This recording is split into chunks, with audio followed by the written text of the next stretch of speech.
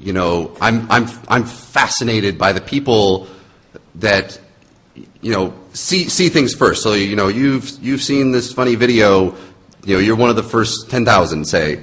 But then someone the other day forwarded me kittens inspired by kittens. I was like, really? Like, where have you been? And just the idea that there's one person left that no one bothered to tell about, and literally everyone is laughing about this thing behind their back, and they're just I just never got around to telling Joe. I think what sets apart the people in this room and the people that are building the culture on the internet are the ones that are searching out what's interesting, what's cool, what's funny, what's shocking, and spreading it.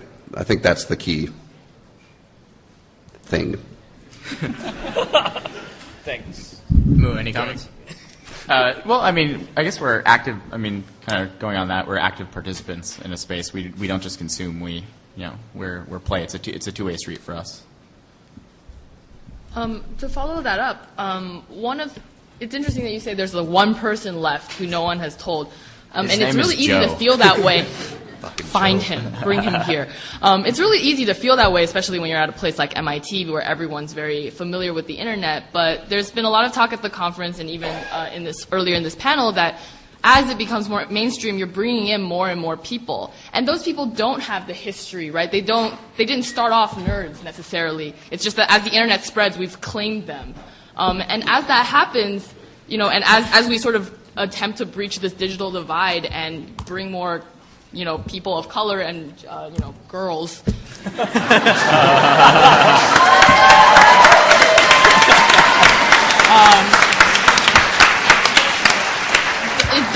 Do they get to bring, do we get to bring things to the table, or do we just have to abide by the rules of the table? I'm a nerd too, before I'm either of those. But we all are. We're all nerds first. Well, but the magic of memes is that they can spread outside of our nerddom. That's lolcats. The difference between Ouija and lolcats is that my mother does not understand Ouija. My mother understands cats with text, and that's not necessarily a bad thing. Memes are shareable kind of bits of information, and part of that is to allow them to spread. If there's a backstory, if you need to contextualize it to understand it, then it's not going to go viral. It's not going to escape our little nerd enclave.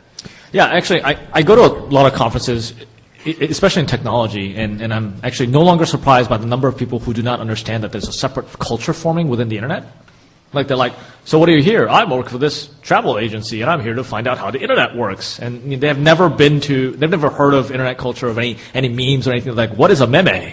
So, and the way I kind of divide people who on the internet into these two categories is, one are the people who use the internet as a tool, right? I'm going to go shopping today online. And then the other are the people who identify with the content of the internet, right? Oh, that's something I saw yesterday, kind of like what he was talking about. It's oh, I've never seen that. But you'd be amazed as to understand how small of a population we are. That even at our scale, we reach 15 million people every month. Many of them are becoming a part of internet culture, but don't understand that they're becoming a part of internet culture. But they're going to go to their friend one day and show them an internet meme that they saw someplace, and they're going to become that meme expert, and that spread of the love of the things that we create online will continue to spread. I would add to that. Is Ethan still here? The shit that Ethan said during the opening piece yesterday, what he made a very big point to say that a lot of stuff that we're talking about here is only a small portion of the internet. It's only one of the internets, right? There are all these other sort of subcultures out there. There are all these other places out there where they have their own, where they're creating their own internet culture, and it's stuff that we're not documenting, we're not stealing from media yet, and Ben isn't turning into a blog. Can you give me 5 minutes? Kenyatta, why is that, and when do you think it'll happen? When are jerk videos going to start showing up on You Should Have Seen This? Oh. Yeah. Can you edit it now? Geez, I mean, the you should have seen this.com is like was sort of my take on it. I mean, like my name is in the title. I've gotten 40, 50 emails that are like, you forgot this, and I'm like, oh, I did forget that. I think 4chan wasn't on that list. 4chan was not on the list. I kind of see it. I mean, Tasty meat. I mean, I sort of only picked things that were kind of easily described. Like, there's a lot of stupid videos. There's a cat falling off a thing. Like, there's a lot of that. But it's my take on it. Like, it's like I'm 27 years old, and like this is what I've seen in my 27 years with access to the internet. And so, I'm not an expert, but apparently I am. But that's what's great about it. It is your fucking list, right?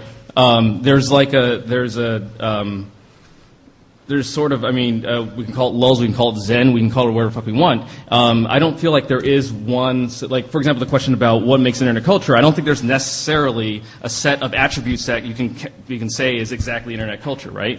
It is different for everybody, and depending on how much attention you get, you can claim that, you know it better than other folks do. But it's open. We're allowed to kind of curate whatever kind of list we want, and kind of like find our own piece of the web. But will the lists ever sort of cross over? Or how do we encourage the list to cross over if that's something that we want? Yeah, or even follow up, right? Or even to calcify, right? Because the fact that Greg's list is there and it's highly trafficked also encourages more traffic to that list, right? Mm-hmm. So, actually, I got a question here. And speaking of many internets, like Facebook is like a whole entire internet. Is anybody here from Facebook? Like anybody who work at Facebook here? Please raise your hand because we've been waiting for you. Yes. No one. Okay. I find that fascinating, right? Like Facebook's become like AOL. It's like training wheels for the internet, right? You go there and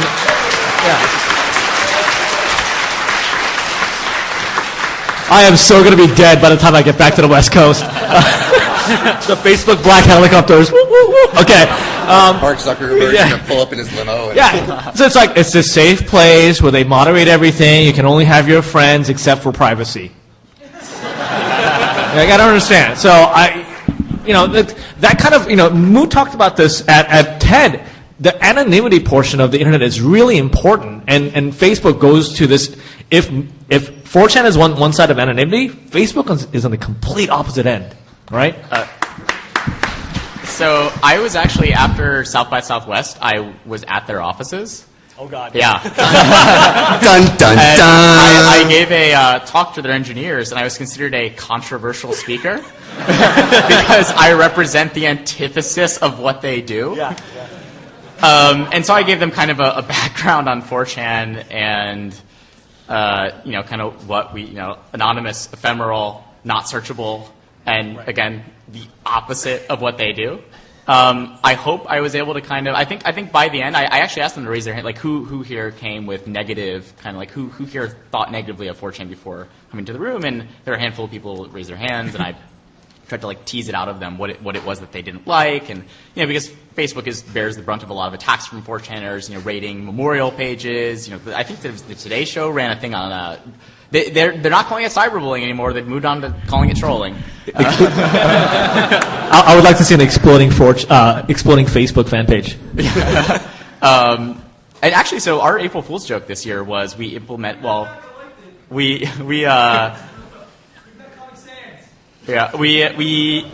Facebook Connect on 4chan.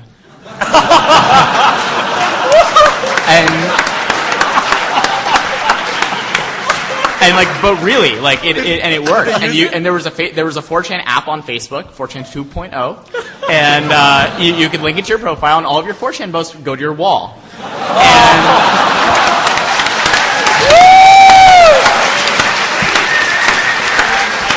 It's great because the app page there, we left we turned off the discussion function, but you could still review the app, and all of the reviews are either 1 star or 5 stars. And I got a lot of hate mail from people did not appreciate it. Some people got it, but to kind of like, so that was like, that was a joke, that was kind of a troll. But then I after, instead of removing it on April 2nd, I just left it up. And that really scared people. And then, then the hate mail and the death threats kind of like